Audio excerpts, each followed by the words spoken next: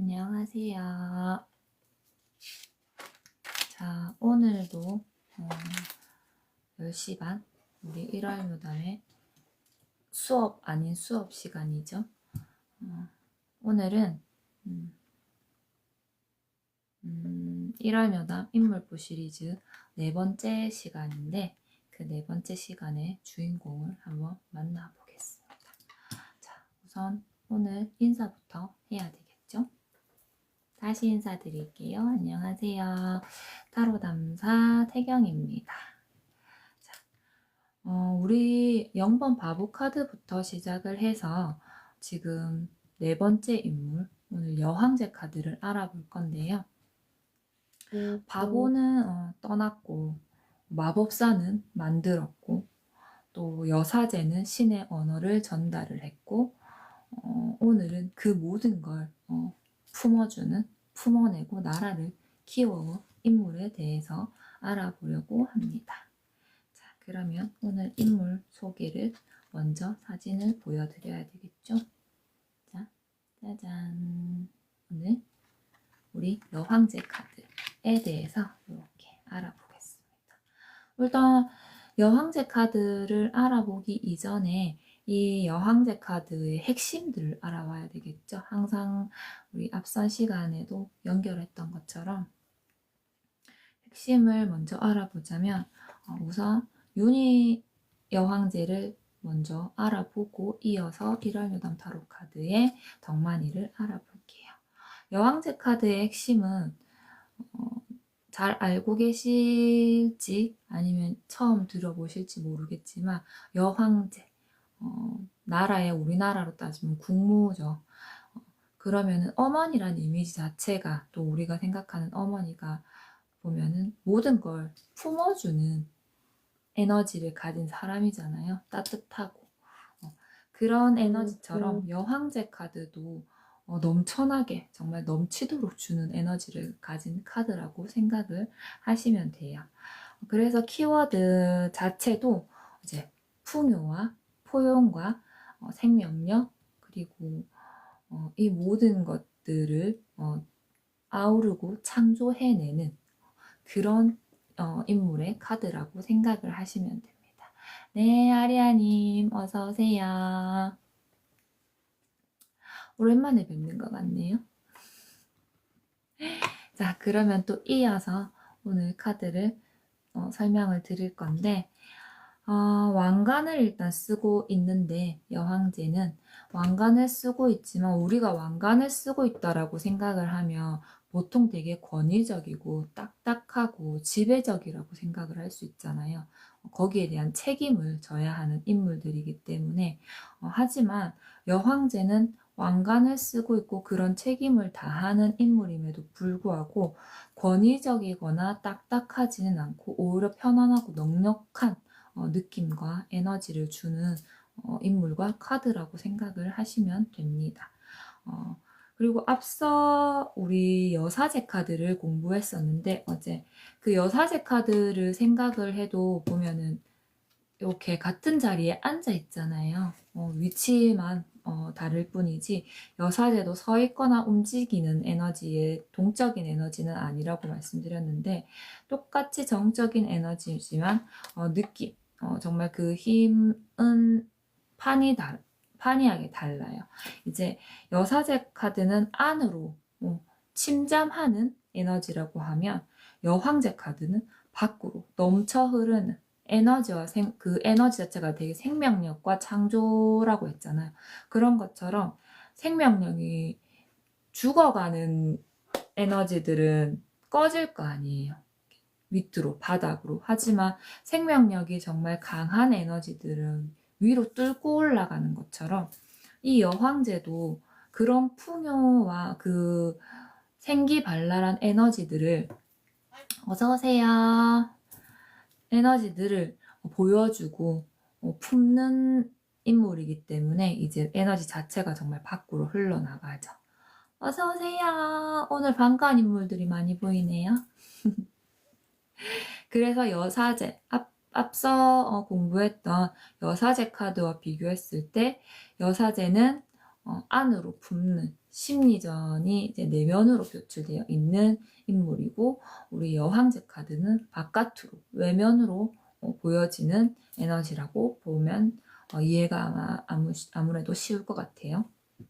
그리고 카드들을 공부하다 보면 이렇게 한 카드 한 카드 단락단락 공부하면 아무래도 그 이어지는 스토리라든지 그런 연계성을 조금 까먹어서, 제가 간단하게라도 앞서 했던 것처럼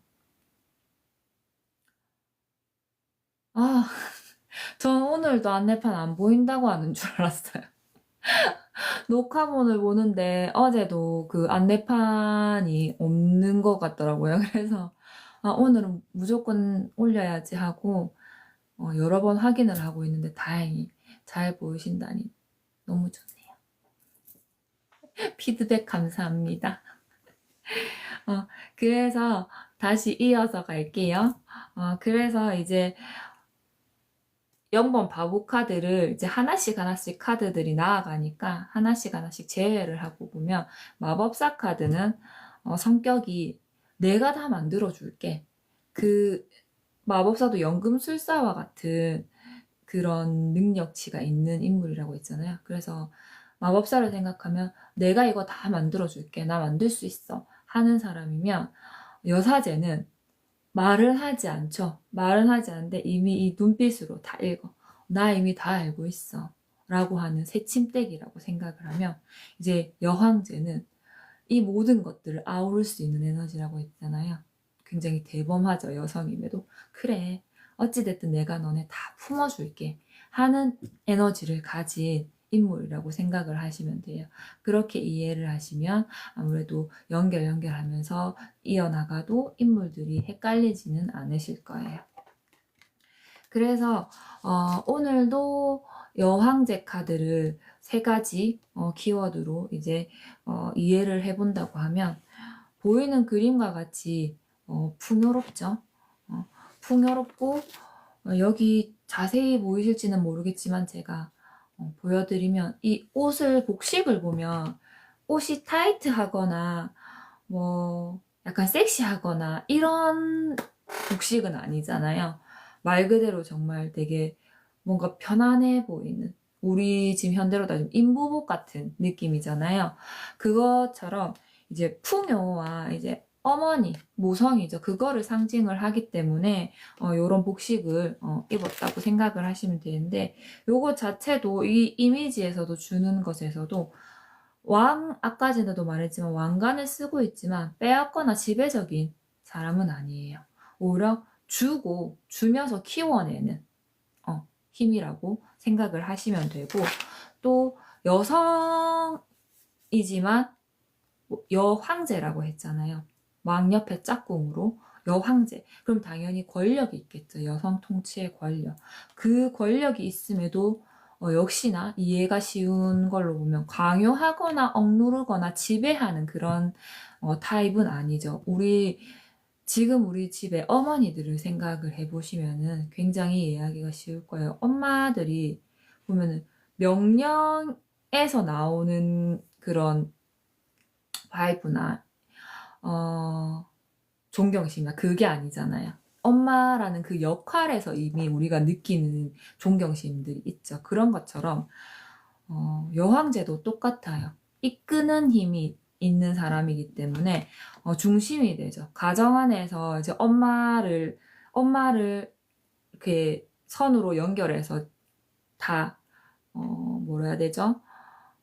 따라오는, 자연스럽게 엄마를 따라가고 행동을 같이 하잖아요. 그러니까 아버지를 따라가고, 가정이면 아버지를 따라가고 아버지에 대한 영향력을 받지 않아 라고 생각을 하지만, 더 깊숙이 사실 알아보면 가정에서 중심이 되는 역할은 사실 어머니라고 생각을 하실 수 있을 텐데, 그런 것과 같이 중심에 되는 역할, 끌어오는 사람이 아니라 이미 그 역할에 대해서, 그리고 그 힘에 대해서는 누군가 반발을 할 수 없는 사람이라고 생각을 하시면 돼요. 그래서 권력을 쥔 것보다 가지고 있는 이미 그 권력으로 인해서 사람들을 중독시키는 그런 느낌, 느낌적인 느낌이라고 생각을 하시면 좋을 것 같아요. 강요 카드 공부를 해보시면 아시겠지만 강요와는 정말 별개의 인물이거든요.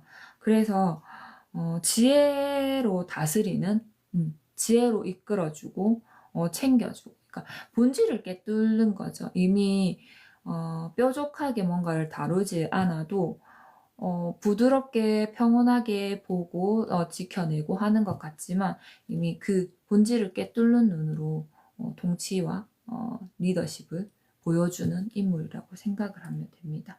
그래서 감각과 직관력을 가지고 있죠. 그런 감각과 직관력을 가지고 있지만 생각해보면은 그러면은 머리로 무언가를 다 해결하거나 보는 거 아니야? 라고 생각을 할 수 있지만 이게 머리로 보고 이성적으로 생각을 하는 것보다 이 감각과 직관력을 토대로 무언가를 하려면 마음이죠. 마음이랑 온몸으로 무언가를 다 체감을 할 수 있어야 이런 것들, 본질을 꿰뚫는 그런 여유와 평온함이 자리를 할 수 있는 거라고 생각을 하시면 됩니다.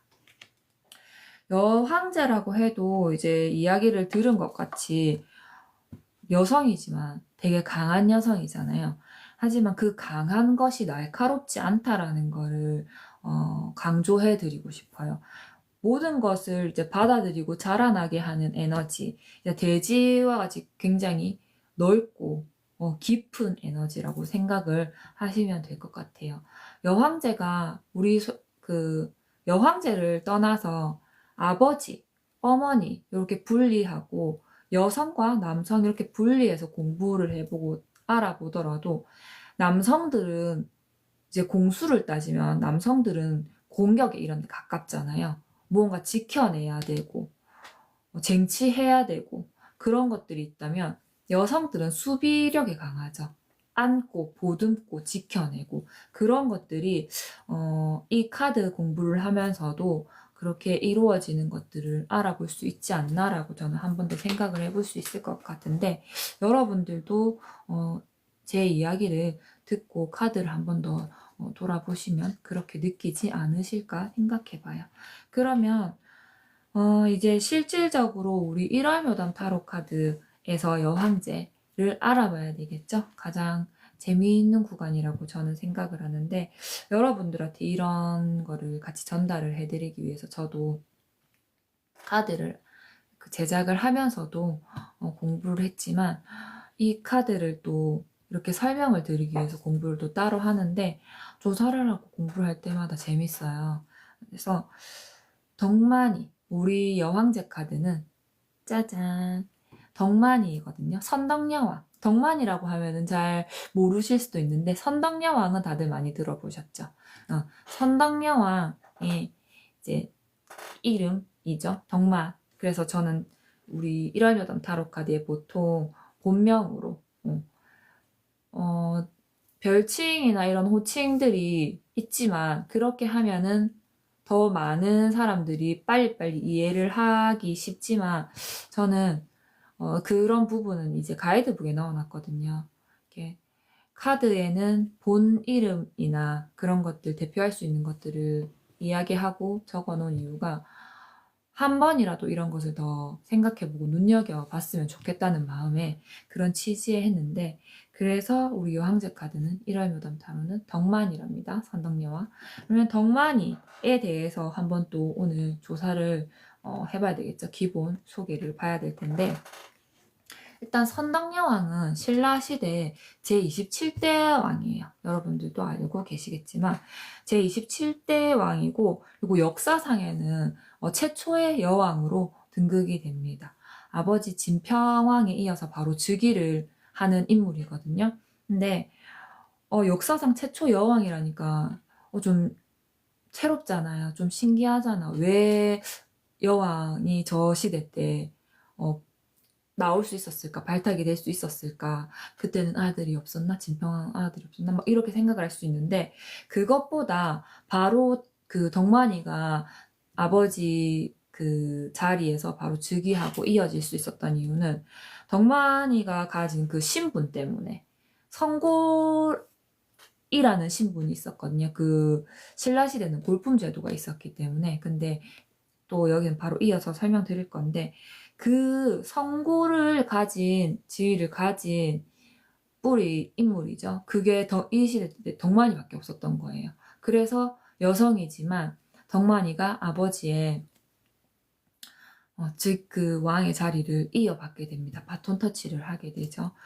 성골이란 것은 앞서 말씀드린 것처럼 이제 신라시대 골품제도죠. 그러니까 우리 앞에 영실이나 금원이죠. 그 아이들처럼 그 주인공들처럼 여기 때도 이제 신분제도, 제 그 골품제도라고 해서 이때는 신분 계급 제도가 있었는데, 그 골품제도에서 최고죠. 제일 위에 상위권에 있는 그 품위로 제1골이라고도 불렀대요. 제1골이라고도 부르고, 이게 왕족 중에서도, 그러니까 발음이 좀 안 되는데, 왕족 중에서도 정말 소수에 한하는 그런 계급이었다고 해요. 그래서 성골과 진골이 있는데, 이게 진골보다 윗계급이거든요. 위에 있는 상위지위인데, 이 성골계통은 그 선덕여왕에 이어서 이제 진덕여왕이라고 또 있어요. 진덕여왕은 이제 그 선덕여왕과 함께 이어지는 여왕의 3대장인데, 그 중에 한 인물인데, 진덕여왕에서 이제 이 여왕이나 성골이 끝난다고 해요. 그게 학자들이 이제 입을 모아서 다 동의를 한 부분인데, 그 진덕여왕이란 것은 그 선덕여왕의 사촌 자매라고 보시면 됩니다. 그렇게 알고 계시면 되고, 그 진덕여왕의 끝으로 이제 그 뭐죠? 방금 말한 성골 뭐지 계급, 계급이 이제 끝난다고 생각을 하시면 돼요. 그래서 지금도 우리 여성들이 사회에 나가서 무언가를 할 때, 지금은 그래도 많이 이렇게 평균화하게 평균치를 왔다 갔다 하잖아요. 그런데 이 시대 때는 우리가 알고 있는 것처럼 여성과 남성에 대한 이런 차이를 사실 지금보다 오히려 더 크게, 더 뚜렷하게 나타냈었는데, 그러면은 신하들, 우리 드라마나 영화 봐도 그렇잖아요. 여성이 최초로 여왕이 됐대. 그러면은 그 신하들이 얼마나 반발이 많았겠어요. 정말 조정이 시끌시끌했겠죠. 그래서 신하들 반발이 당연히 있었대요. 근데 이 선덕여왕 덕만이는 거기에 굴하지 않고 정말 뚝심강하게, 그래도 이 시대 때 이 지금 그 신라의 법도 자체가 성골이 왕이 되는 거는 당연했대요. 그래서 덕만이는 이제 그걸 밀고 나갔대요. 정면 돌파를 한 거죠. 정말 뚝심이 강하죠. 그러고 또 재위를 16년을 했는데, 이 16년 동안 이 인물이 정말 당찬 게, 당나라와 백제, 고구려 이런 나라들에서 외교적으로 압박을 굉장히 많이 받았다고 해요. 전쟁도 당연히 있었고, 그런데 그럼에도 불구하고 이 최초의 여왕인 덕만이는 그런 시끌시끌한 상황에서도 나라를 지켜냈대요. 이런 것만 봐도 정말 저는 이거를 알고 자세히 공부를 하면서 와, 진짜 대단하다라고 생각을 했었거든요. 그러고 더 멋진 것들이 이제 덕만이 선덕여왕의 대표적인 부분들을 생각을 해보면 이루어낸 업적 같은 거죠. 생각해보면 이제 황룡사, 구축, 목탑을 만들어내고, 우리가 또 잘 알고 있는 첨성대도 덕만이가 이렇게 만들어냈다는 이 이야기를 전해 들을 수 있었습니다. 그러니까 그런 전쟁 시대에, 정말 시끌시끌한 시대에 무시와 압박이 있었던 여성이라는 그런 왕의 자리에 있었음에도 불구하고, 정말 그럼에도 불구하고 그런 시간을 오히려 문화와 이런 과학에 투자했다라고 하는 게 다소 생각해보면 감성이나 이런 거, 이성적으로 무언가에 이렇게 쏠리기보다 여성들 자체가, 호르몬 자체가 그 감성적이잖아요, 이성보다는. 근데 그런 시기 때,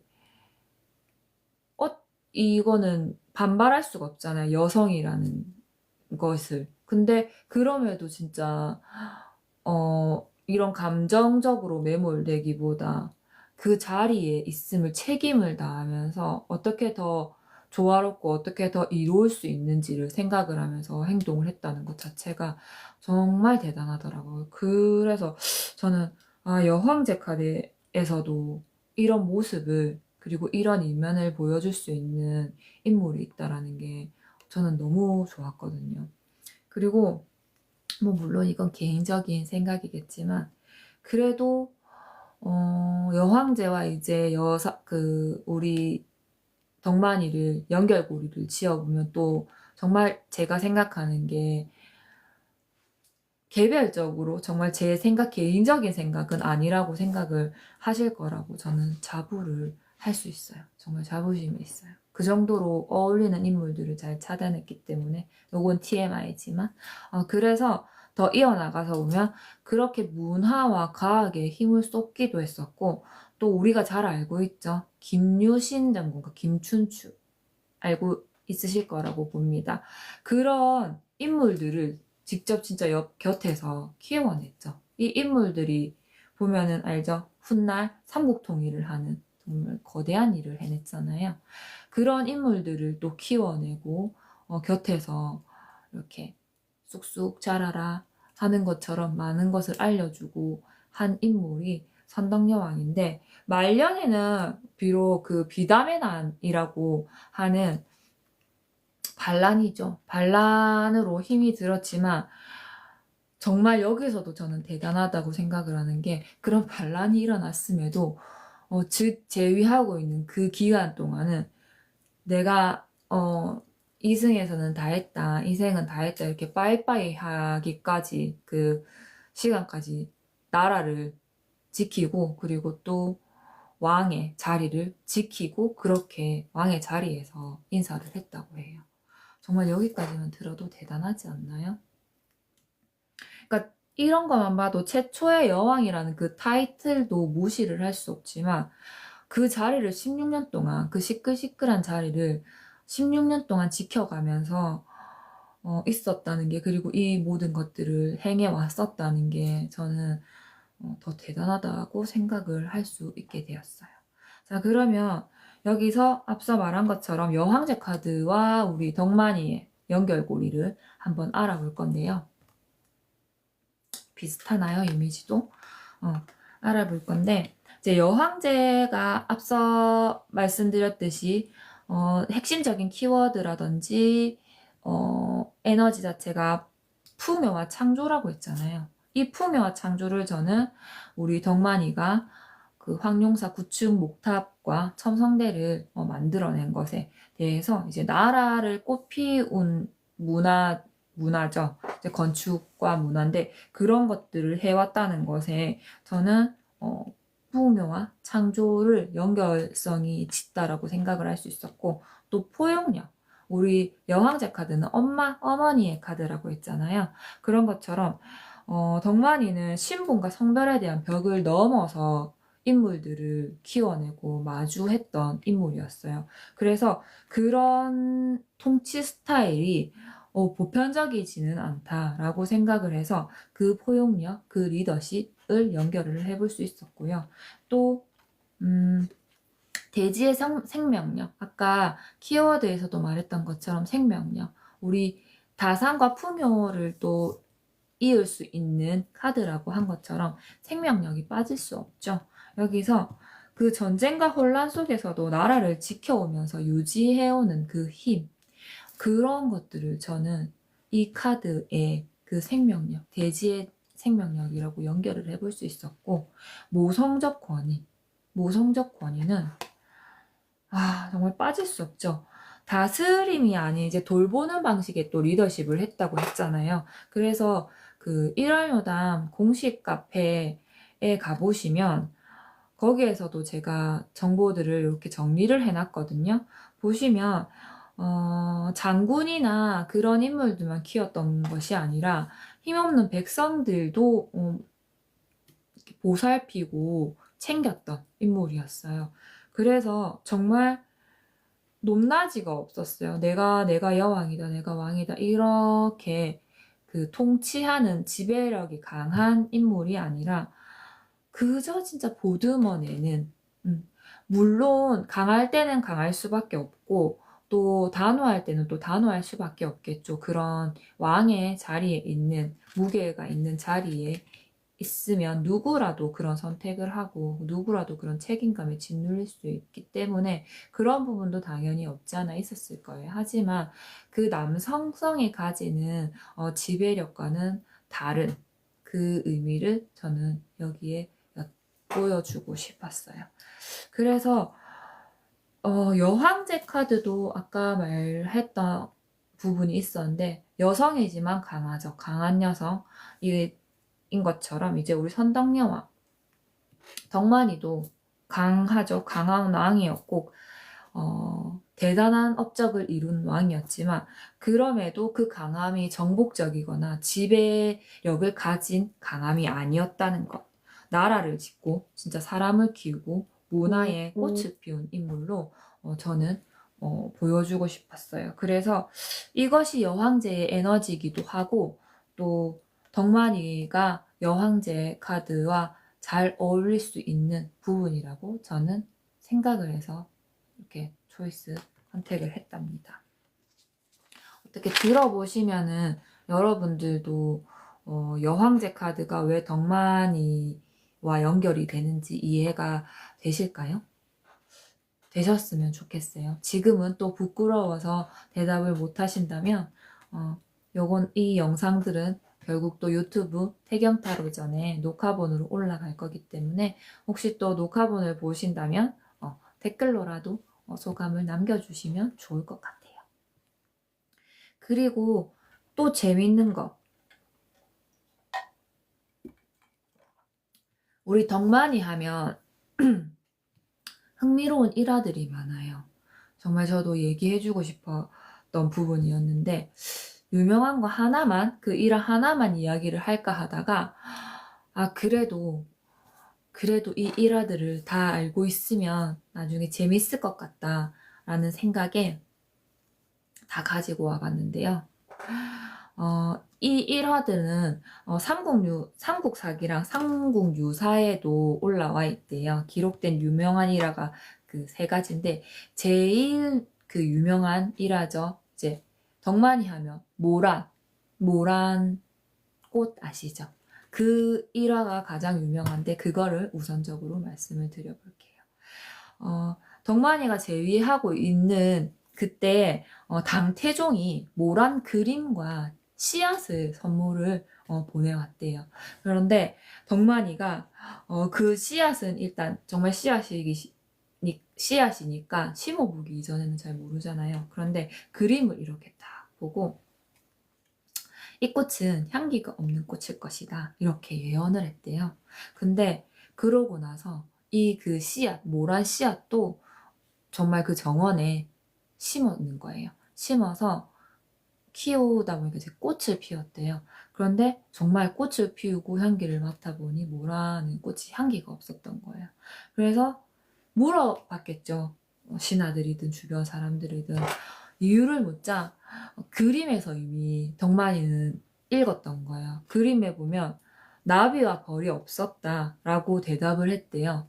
그래서 나비와 벌이 없었기 때문에 이런 대답을 했다? 뭐 그러면은 당연히 우리가 생각을 해보면 우리도 꽃을 생활을 이렇게 꽃 보면 우리 향기가 나든 안 나든 맡아지든 아니든 누구든 이렇게 꽃을 주면 이렇게 향기를 맡아보더라고. 이거는 영상에서 저도 많이 마주했는데 저도 알게 모르게 이게 굳이 막 엄청난 향기가 나는 꽃들이 있고 은은한 향기가 나는 꽃들이 있고 정말 향기가 그냥 이게 꽃향기인가 하는 그 향을 풍기는 꽃들이 있잖아요. 근데 그런 걸 다 떠나서 무엇이든 사람들은 꽃을 이렇게 주면 하나같이 이렇게 다 코에 먼저 대는 습성이 있더라고요. 근데 그런 것처럼 이제 덕만이는 그 그림을 보면서도 알 수 있었던 거죠. 사람도 그런데 하물며 곤충들이 그렇지 않겠냐 이거죠.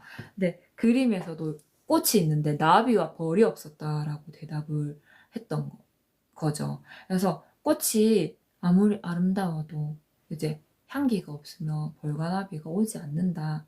그런 생각을 판단을 하고 그렇게 얘기를 했대요. 그래서 보면은 우리 같으면은 그 그림이나 이런 걸 딱 보여주면 그냥 예쁘다. 그리고 꽃이라고 하면 당연히 그냥 향기가 있을 거라고 생각을 하고 보잖아요. 그런데 덕만이는 그 그림에서도 그림 너머의 것까지 본 거죠.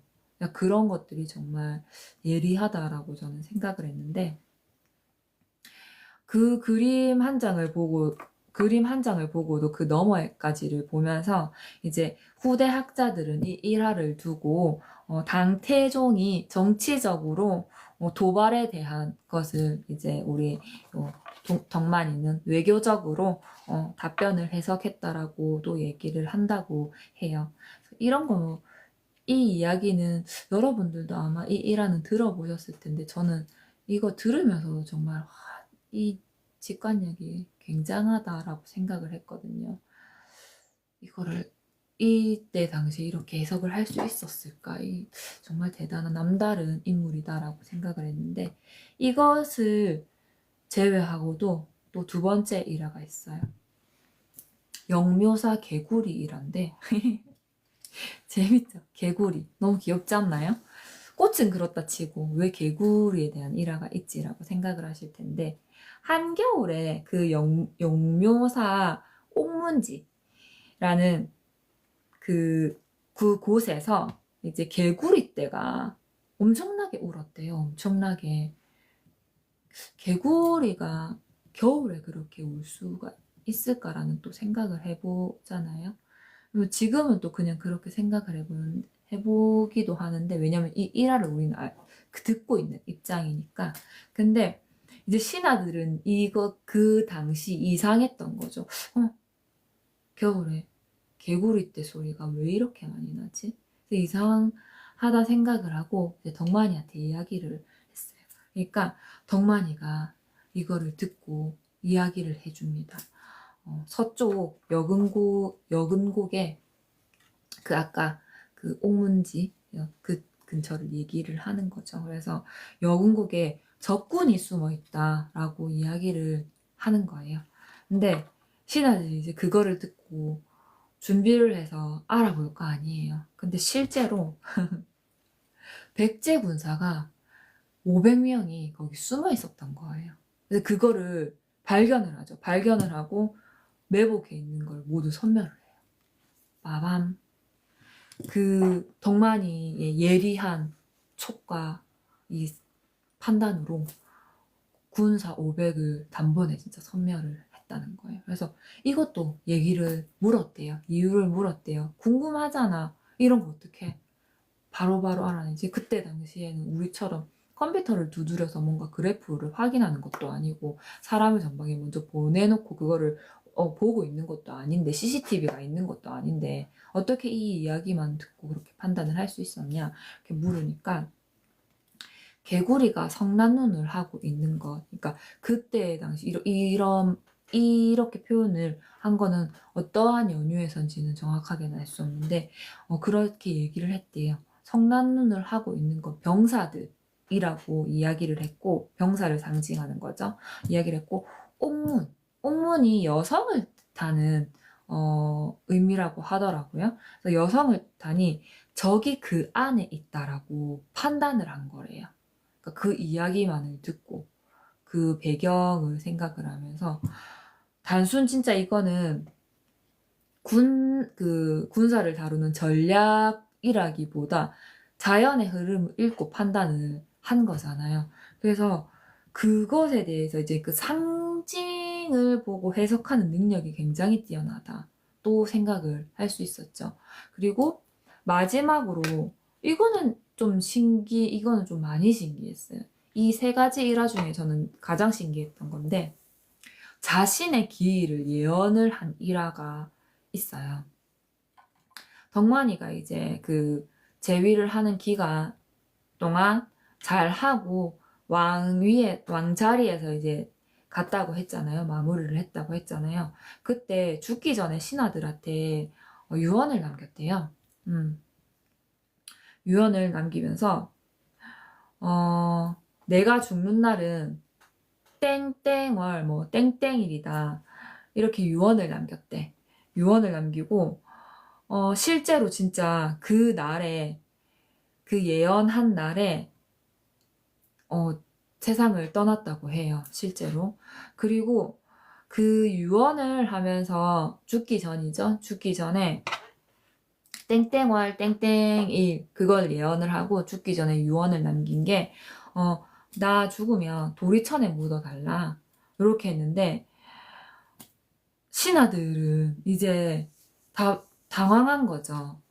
그때 당시에는 도리천이라는 말이 없었어요. 지금은 그 불교 세계관을 우리가 많이 접하잖아요.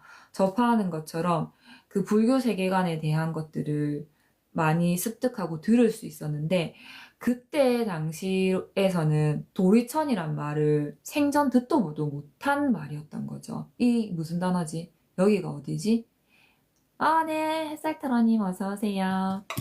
지금 우리 그 카드 유니버셜의 여왕제 카드 1월 묘담 타로는 덕만이 카드로 지금 설명을 드리고 있어요. 함께 해주세요.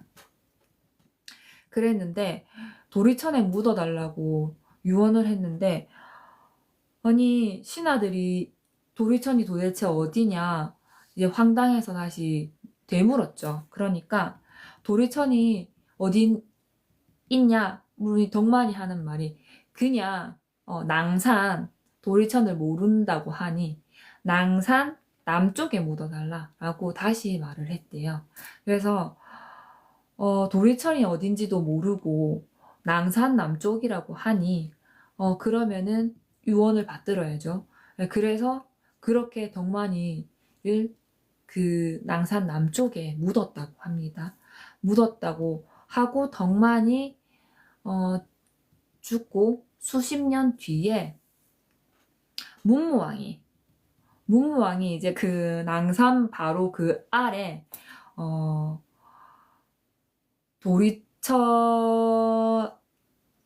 그 사천왕이 사는 그 사천왕전을 이제 만들거든요. 그 절인데 이것이 사천왕을 모시고 하는 절이었는데 그 사천왕사가 덕만이가 죽고 나서 수십 년 뒤에 이제 문무왕이 사천왕사를 만들었다고 했잖아요. 그런데 그 사천왕사가 생긴 자리가 덕만이 무덤 아래였던 거예요. 무덤 아래. 근데 이게 왜 재밌냐면 그냥 그러면은 덕만이가 낭산 남쪽 산에 묻어달라 했고 문무왕이 그 산 아래에 사천왕사 절을 지은 것 뿐인데 이게 왜? 라고 생각을 하실 수 있는데 재밌는 게 아까 제가 불교 세계관을 말씀드렸잖아요. 그거를 알기 전에 신하들은 도리천이란 단어를 있는지 없는지도 몰랐고 그랬는데 아무도 모르는 그냥 덕만이가 그렇게 던지고 간 유언 하나로 남겨진 그곳이 알고 보니 불교 세계관에서 우리 사천왕 절에 가보면은 이렇게 양쪽으로 그 절 들어가는 입구에 그 사천왕 문이 있잖아요. 그런 사천왕을 이제 관리하는 또 인물이 또 있어요. 그 인물이 있는데 그 인물이 이제 사는 곳이 이제 도리천인데 그 인물이 사천왕을 관리한다고 했잖아요. 관리를 하니 그 아래 가까운 곳에 이제 쉽게 말하면 거처가 있겠죠. 그렇게 보면 그 도리천 아래 사천왕이 지내는데 덕만이 무덤이 그 사천왕사 위에 있게 됐다고 했잖아요. 문무왕이 사천왕사를 그 아래에 만들었기 때문에. 근데 그게 불교 세계관에서는 그게 진짜 맞닥뜨려진 거죠. 도리천이라는 곳이 있는데 그 도리천 아래에 사천왕들이 지내는데 아무도 모르는 그 누구도 몰랐던 그 시대 때 덕만이는 이미 자기 기일과 자기가 어디에 묻혀질지를 이미 예언을 하고 본 거죠. 보고 예언을 하게 된 거죠. 이런 것들이 이 일화 세 가지를 통틀어서 봐도 그림도 그렇고 또 우리 개구리 그 군사를 섬멸한 그 일화도 그렇고 지금 자기의 이제 기일 예언도 그렇고 눈에 보이는 것들이 아니었잖아요. 눈에 보여서 그래프적으로 딱딱딱 요렇게 된다 라고 나와 있었던 것들이 아닌데 그런 것들을 보는 눈이 정말 예리했다는 거죠. 그래서 저는 이런 이야기를 봤을 때 뭐 물론 모란 그림이라든지 아니면 뭐 개구리 일화라든지 이런 부분들은 어떻게 보면 충분히 있을 법한 그런 부분이라고 갖춰질 법한 부분이라고 생각을 하는데 사실 기일에 대한 이런 예언 일화는 그리고 그 도리천이라고 내뱉고 갔던 이 부분은 과연 이거를 직접적으로 이런 세계관을 보지 못했다면 보지 않았다면 이렇게 이야기를 할 수 있었을까? 그리고 그것도 그 당시에는 그 누구도 몰랐고 수십 년 뒤에나 이런 것들이 알려지고 이제 이전과 이후가 이렇게 만나게 되는 시점으로 우리는 이렇게 받아들여지고 알게 된 건데 이런 것들을 시간을 진짜 넘어서 볼 수 있었다는 것 그리고 알 수 있었다는 것들이 여왕제 우리 덕만이의 능력치로 너무 멋있었다고 생각을 해요. 멋있다고 생각을 해요. 대단하다고 저는 생각을 하죠. 그래서 이런 덕만이를 충분히 저는 이런 이후에 그리고 또 이후에 또 여황제와 맞닥뜨려지는 이 연결고리가 너무너무 잘 어울린다라고 생각을 해서 앞서 말한 것처럼 이렇게 우리 1월 요담 타로 카드 3번 자리에 넣을 수 있었는데요. 요 이미지들을 보면은 요것도 긴 것 같고 아닌 것 같고 조금 우리 동양풍, 한국풍으로 바꾸다 보니 분위기가 조금 달라지기는 했지만 그래도 아마 받아보시면 바로 직관적으로 이것이 여왕제구나 할 수 있는 그런 특징들이 강하답니다. 우선 카드에 보면은 왜 다 한글로 표기되어 있다고 했잖아요. 그래서 무언가를 영어를 보면서 철자를 보고 이렇게 할 필요가 없어요. 그냥 바로 딱 보면은 바로 이게 3번 카드구나. 이게 여왕제 카드구나. 왜냐면은 그 아라비아 숫자들이 다 있고 영어도 다 있거든요. 영어도 다 있는데 한글이 이미 크게 대표적으로 들어가서 지금 자세히 보여드릴 수가 없는데 이렇게 보시면 있기 때문에 충분히 바로바로 누구라도 알 수 있을 거라고 생각합니다. 그리고 우리 카드의 가장 큰 특징들이죠. 카드가 가진 이미지들을 어떻게 유니버셜 여왕제에서 우리 한국풍으로 묘사를 했냐 보면은 다 똑같아요. 지금 요 밀밭이 있거든요. 여왕제 앞에 밀밭이 있어요. 밀밭이 있는데 우리 정만이에서도 벼죠. 우리는 밀보다 주식이 쌀이잖아요. 그래서 벼밭으로 표현을 했어요. 황금벼밭. 황금벼밭으로 표현을 했고 여기 뒤에 보이는 생기 있는 푸릇푸릇한 나무 그리고 흐르는 생명력을 이야기하죠. 흐르는 폭포 또 똑같이 들어가요. 뒤에 보면은 잘 보이진 않으시겠지만 뒤에 푸르른 녹음이 있는 산과 크게 흐르는 강물이 보인답니다. 그래서 자연과는 다 넣었어요. 자연과는 다 넣었고 또 복식을 알아볼 수 있는데 복식 전에, 복식은 이야기할 부분이 조금 있기 때문에 복식 전에 우리 여기 보면 또 여성성의 기호가 아래 깔려 있거든요. 이거는 여성성을 정말 강조하는 그런 부분이기도 하고 또 방패 역할을 하는 부분이기도 하고 우리 여성들은 말했잖아요. 수비력이 강한 인물들이라고. 그래서 그런 것처럼 요 돌방패가 있는데 여성 기호 이거를 우리 덕마니 카드에서는 여기 함이 있어요. 함. 조그만한 목함이 있는데 이 목함 앞에 무늬가 아주 작게 보이긴 하지만 무늬가 달이랍니다. 8괴에 달을 표현했어요. 이제 달도 보면은 서양에서도 그렇듯이 음을 상징을 하잖아요. 그 음이 또 여성성을 강조하고 상징을 합니다. 그래서 우리는 8괴, 우리 동양에서는 음양오행 이런 것처럼 그런 태극8괴에 대한 것들이 더 익숙하기 때문에 8괴의 달로 넣었고요.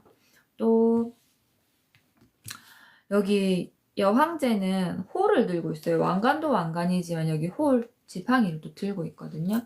근데 이 홀이 지니는 것을 저는 우리 덕만이는 손에 뭘 쥐고 있지는 않습니다. 쥐고 있지는 않지만 여기 뒤에 보이면 뒤에 보시면은 달 항아리가 있어요. 우리 또 국보죠.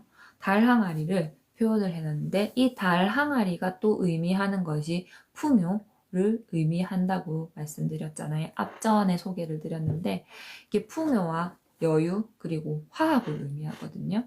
그래서 우리 덕마니 카드에 너무너무 잘 어울리는 상징물이라고 생각을 해서 이렇게 뒤에 보이는 상징으로 손에 쥐기보다 뒤로 사이드로 조금 빼놨지만 그렇게 표현을 해놨답니다.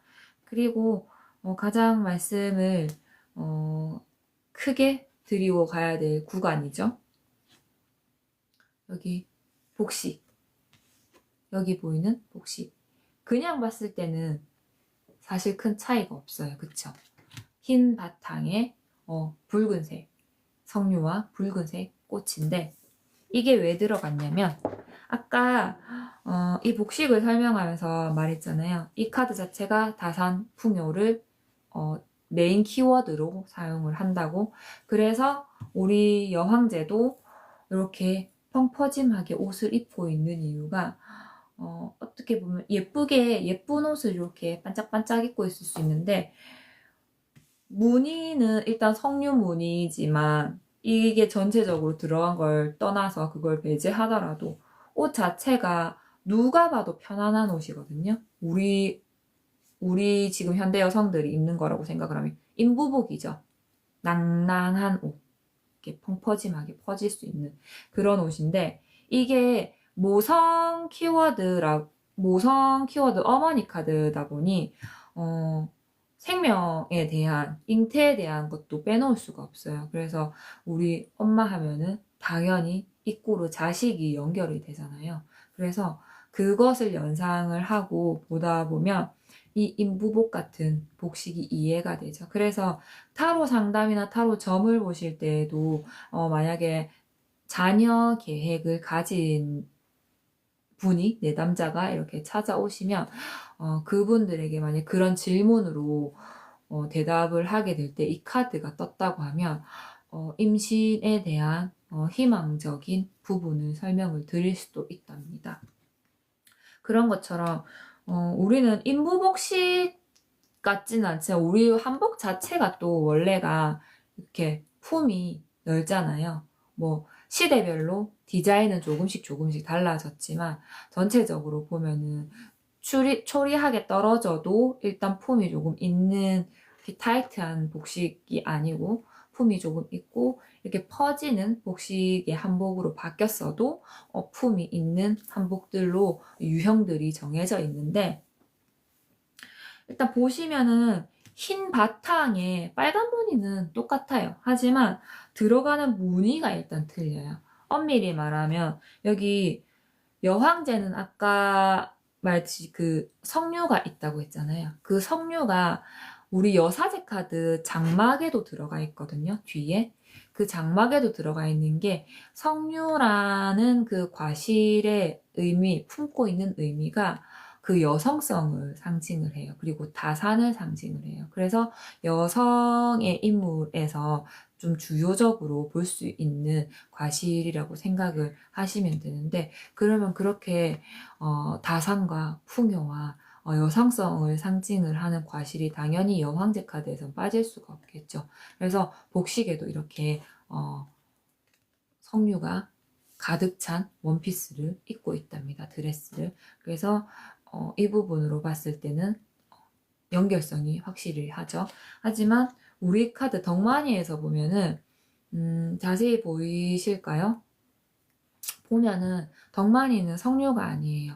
일단 제가 어제 여사제 카드를 카드의 수정 부분이 분명 또 들어간다고 얘기를 했는데, 우리 여사제 카드, 1월여담 여사제 카드는 알령 부인이거든요. 그 알령이가 뒤에 나무가 이렇게 있는데, 그 여사제의 그 석류 장막을 우리는 그 석류 나무로 완전 자연 광경이었기 때문에 그 석류 나무로 이렇게 배치를 했었는데, 아무래도 여사제의 그 직관적인 의미를 보여주기 위해서 그거를 배치를 했는데, 우리 일월묘담 타로가 가장 주로 밀고 있는 이야기가 역사 고증이잖아요. 그리고 역사뿐만 아니라 역사 인물적인 고증뿐만 아니라 우리나라에 대한 토종 식물 아니면 토종 그 동물들에 대한 것도 아울러서 고증을 하면서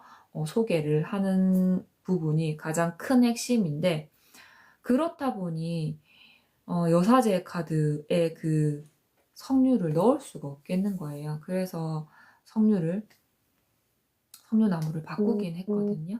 그래서 아무튼 그런 이야기를 연결을 해서 말씀을 드렸는데, 여사제 부분은 일단 각설을 좀 하고요.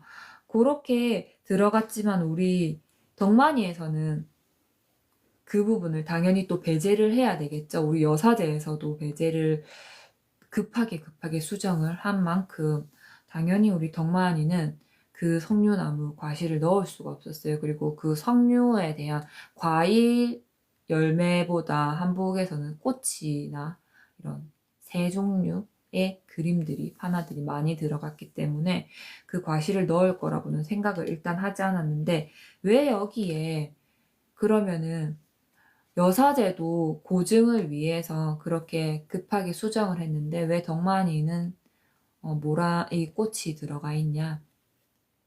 고증을 역사적으로는 말씀드린 것처럼 그 엄밀히 따지면 역사 고증에 대한 부분은 아니에요. 하지만 그 역사를 또 고증을 벗어난 것도 아니거든요. 그 모란이라를 말씀드렸잖아요. 그 이미 모란이라를 생각을 하면은 선덕여왕, 덕만이라고 다들 연결성을 지을 수 있는데, 우리는 그 성녀를 배제하고 모란, 꽃을 대표하는 것은 이미 선덕여왕이 보여줄 수 있는, 그리고 보여줬던 대표 이미지라고 생각을 했기 때문에 이 모라를 넣을 수 있었어요. 그리고 근데 고증이 아닌데 이거를 이렇게 그냥 넣을 수 있는 거야? 라고 또 분명히 생각을 할 수 있는데, 이런 부분까지도 가볍게 생각을 해서 넣은 건 아니었거든요. 알아보니 선덕여왕이 제위하던 그 시기에는 복식 자체가 화려하지가 않았어요. 다 수수한 복식이었거든요. 그래서 이미 그 복식으로만 따져도 선덕여왕이 지금 입고 있는 이 복식은 나올 수가 없지만, 그 일화와 그 일화에 대한 고증은 이미 되어 있는 부분이잖아요. 그래서 그러면은 석류도 넣을 수 없고 역사 고증으로 우리는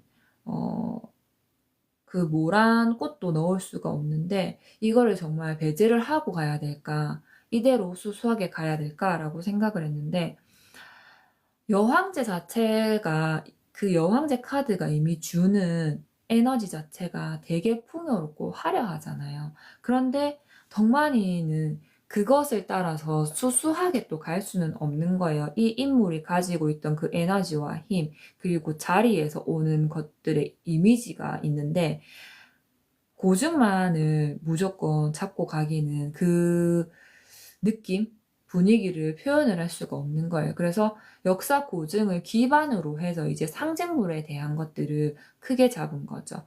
이미 그 선덕여왕, 덕만이가 보여주는 그 모란 일화가 있듯이 그게 유명하잖아요. 선덕여왕 하면 모란, 모란 하면 선덕여왕 하는 것처럼 유명하기 때문에 그 선덕여왕을 생각을 하고 모란을 연결해서 넣을 수 있었고,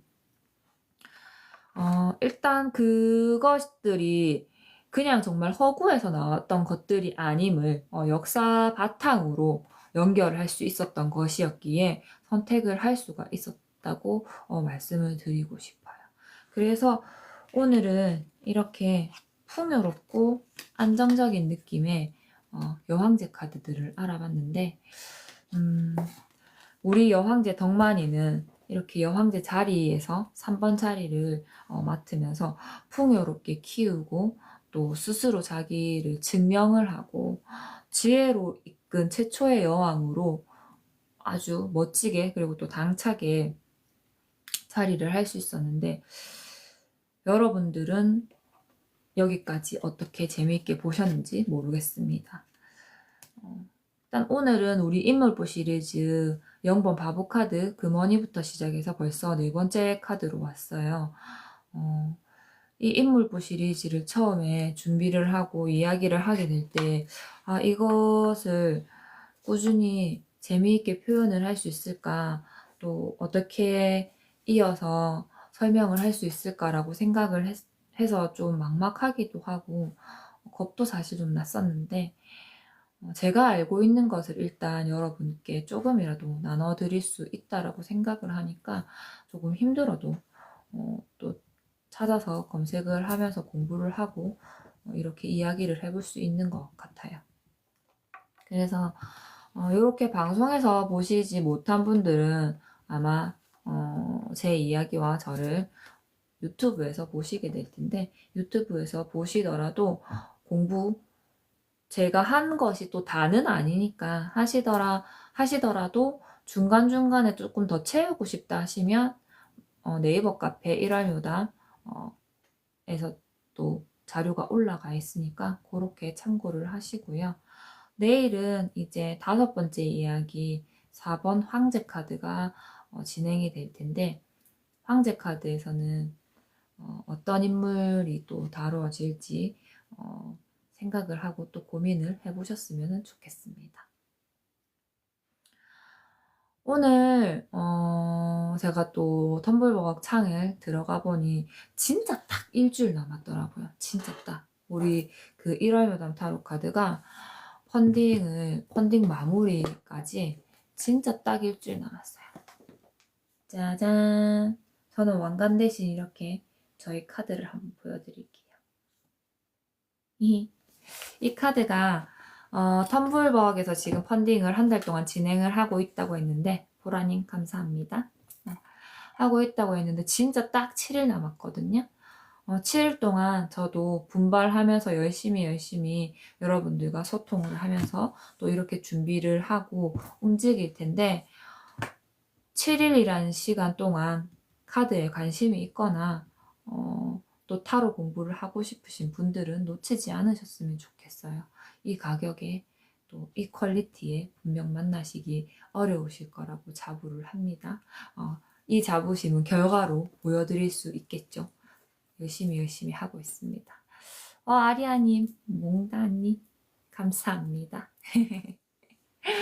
무튼 오늘도 어떻게 보셨는지 모르겠지만, 그리고 여러분들이 녹화본으로 어떻게 잘 감상하실지 모르겠지만 저는 제자리에서 열심히 또 최선껏 했는데, 앞으로 조금 더 발전하는 모습 보여드릴 수 있기를 바래요.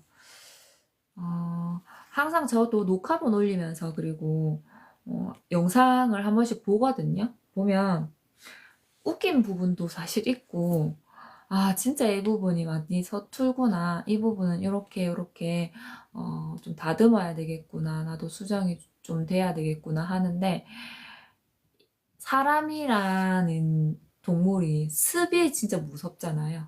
이 항상 몇 년 동안 가지고 있던 습이 무서운데 단 한 번도 사실 살면서 이렇게 카메라를 마주하고 저를 볼 거라고는 생각을 해본 적이 사실 진짜 없거든요. 하물며 어릴 때부터 왜 그 녹음기 있죠, 녹음기. 카세트 뭐 이런 거. 녹음 기능을 한 번씩 해보면 그 녹음되어 있는 목소리를 들어도 너무 이상한 거예요. 이 내 목소리 안 같고, 이거 누구야? 같은 느낌이 있었는데, 지금은 목소리뿐만 아니라 이렇게 여러분들이랑 얼굴을 보이며 소통을 하는 자리에 있는데, 이런 모습들도 그렇고 습관들도 그렇고 많이 많이 어색하더라고요. 근데 웃기죠, 저도 제 영상 보면서 진짜 많이 웃거든요. 와, 이제 진짜 웃긴다. 얘 이거 이렇게밖에 할 수 없어서 이렇게 하는데, 그럼에도 오늘도 이 영상을 또 내일 녹화본으로 올릴 때 아마 또 많이 웃겠죠. 이런 얘기를 또 왜 했을까? 또 이런 행동들을 왜 했을까? 하겠지만 항상 이럴 때일수록 저는 또 생각을 바꿔서 하는 게, 아, 이것도 이때만 볼 수 있는 내 모습이다. 만일 조금 더 성장을 하고 조금 더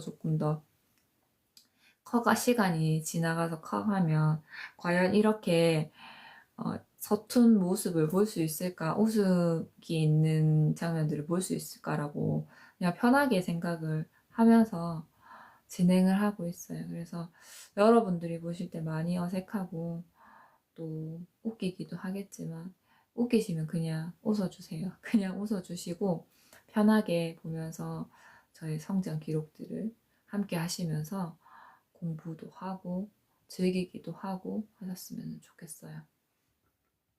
오늘도 이 이야기를 하려고 했던 건 아닌데 또 이런 이야기가 오갔네요. 아, 그리고 조금 아쉬워서 이런 TMI를 또 드리자면, 오늘 그 여러분들한테 이제 보여줄 자료들, 이제 이런 인물보 시리즈를 네이버 카페 1월 몇담에도 올린다고 했잖아요. 이제 그거를 아침 작업으로 이렇게 하거든요. 아침 작업으로 하는데 작업하던 도중에 이번에는 노트북이 또 말썽인 거예요. 작년에는 그 노트북이 좀 말썽이 있기는 했는데, 작년에는 화면이 갑자기 이유도 모르겠는데 이렇게 깜빡깜빡 버버벅거리고 멈추고, 그래서 정말 애지중지 다뤘거든요. 이제 센터를 찾아갔죠. 센터를 찾아갔는데 센터를 찾아가도 기사님 보여주니까 얘가 거짓말처럼 안, 안 깜빡이는 거예요.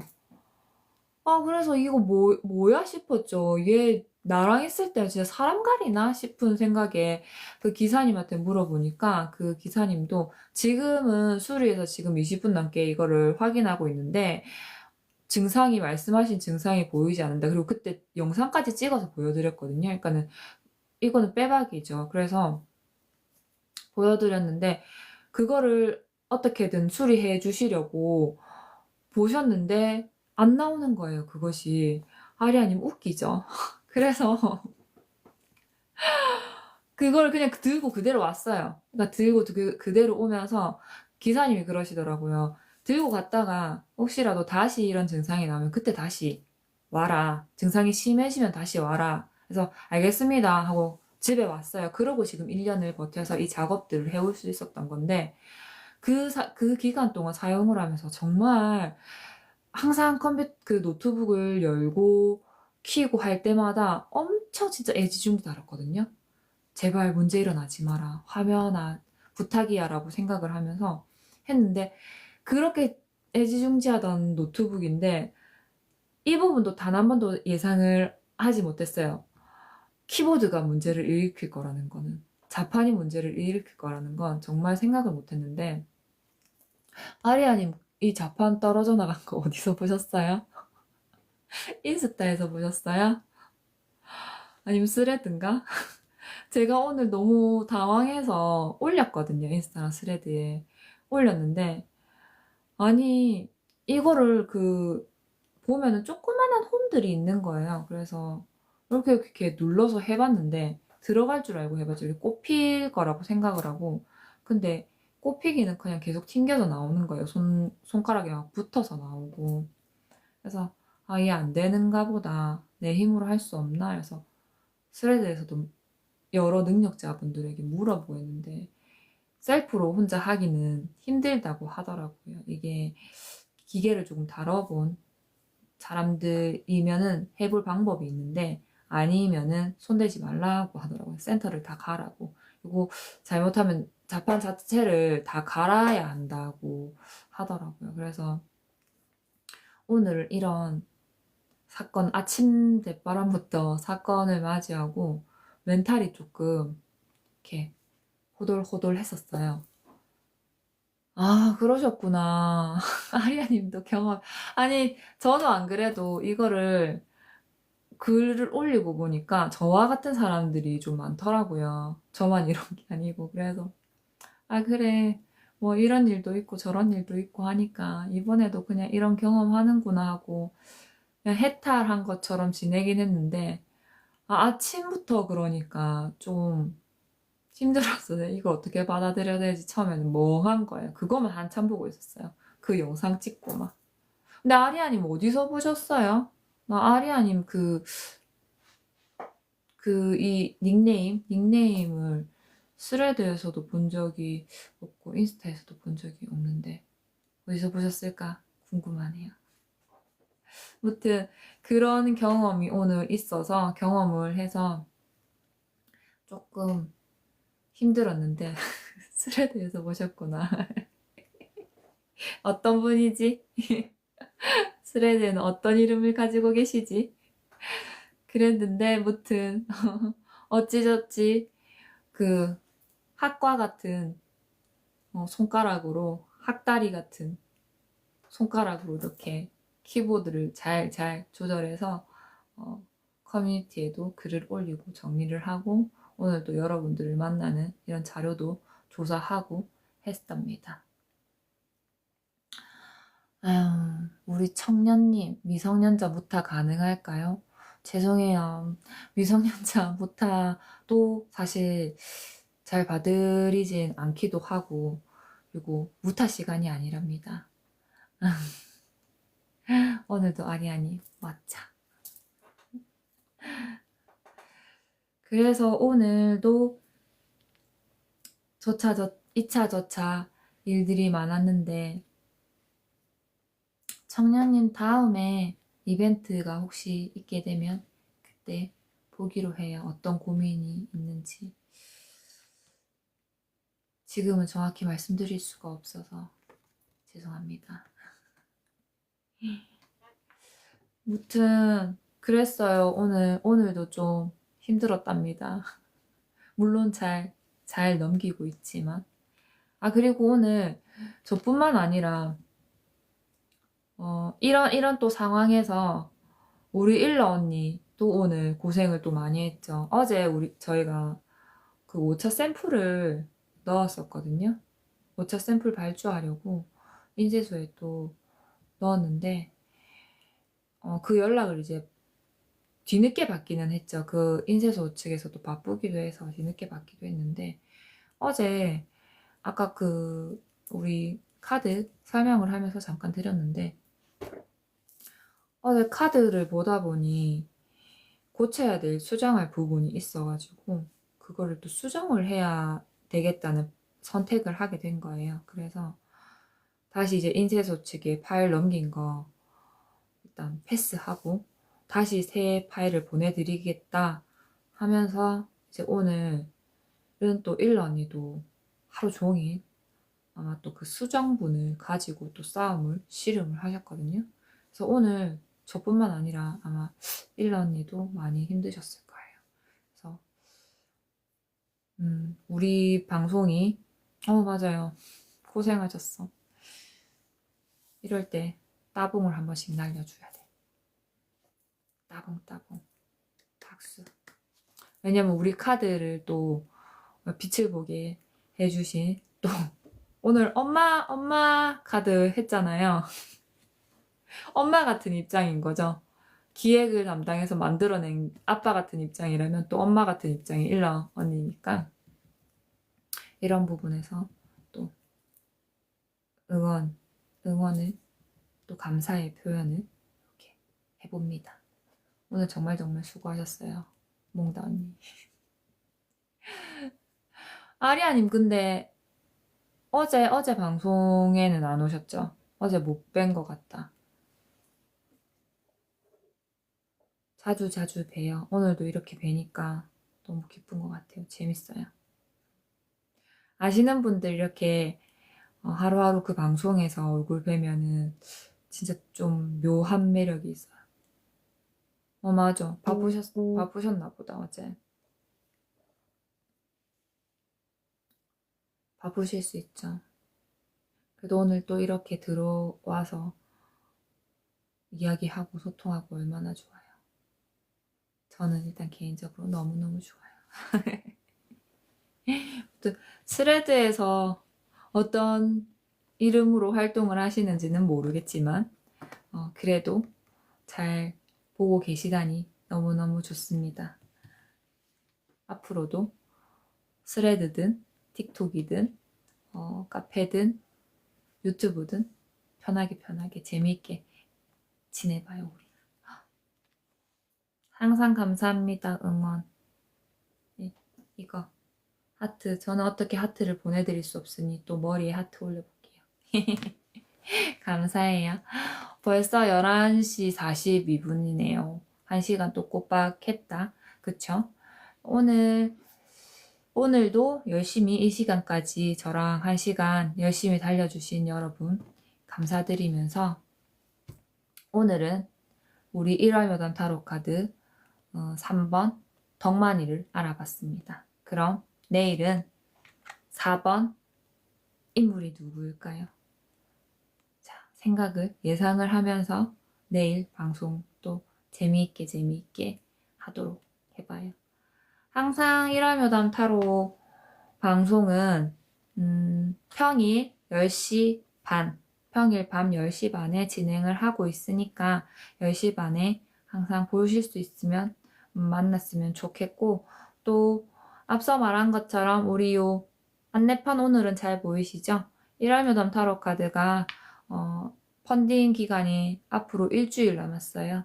일주일 안에 카드에 관심이 있으시거나 아니면 한국 문화에 관심이 있으시거나 타로 공부를 하고 싶으시거나 하시는 분들은 펀딩 후원 들어가셔서 텀블벅에 들어가시면 펀딩 후원 하실 수 있어요.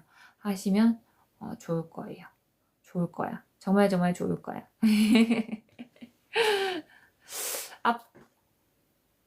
감사합니다. 이렇게 또 보라님께서 오늘 고생 많았다고 방송 잘 봤다고 말씀해 주시니 또 기분이 좋네요.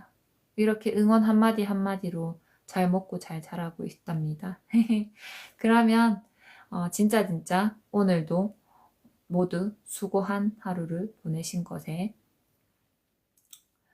저도 응원을 보내면서 이 시간까지 함께 해주셔서 감사합니다. 그러면 오늘도 모두 달달한 밤 되세요. 안녕!